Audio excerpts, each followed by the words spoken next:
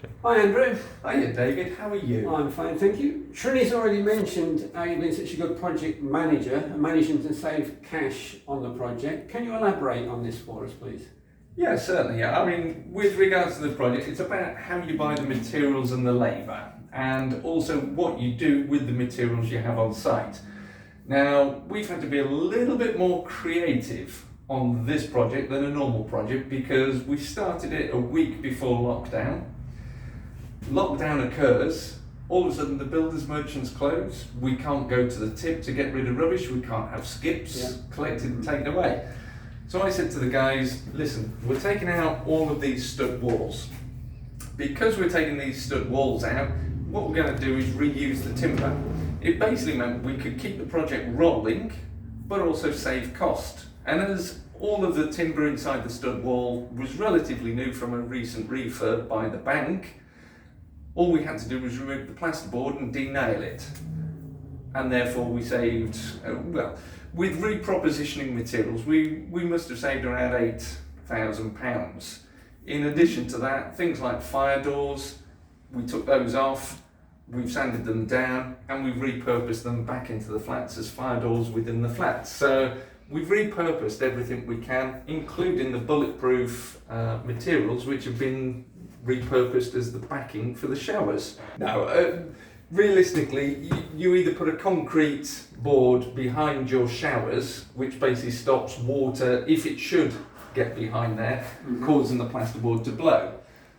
Instead, because this is a plastic fiberglass membrane, a bit like a structural plyboard, this is waterproof.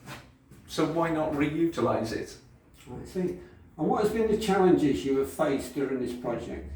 I think the first challenge was our principal contractor suffers with a lung disorder, COPD, which if you've got an airborne virus going around that affects the lungs, he had to self-isolate, which basically meant having to reform a team during a lockdown window, which was a bit of a challenge, but through resourcefulness and having a wide network, I was able to bring the team together again to keep the project rolling. We had to also protect that team by keeping it small so that they could socially distance whilst on site. So we had them working different floors and doing different things away from each other. And who will occupy these premises and who would be your preferred tenants? Tenants that pay the bills are always preferred. So we'll start with that as a first. But no, I mean, we have a number of choices because of our location. We have the university around 800 metres in that direction. So that could be one demographic of customer. There are a lot of customers, tenants who want to live in this area. Whilst we've been doing the project, we have boards outside saying to let, and we've had a large number of people saying, hey, could we let this when it's available? We have contracts with local authority to provide housing to them, and also this might be offered out to ex-military or other demographics of customer on a long-term lease. With regards to the commercial premise, that again, we've had quite a number of inquiries for it.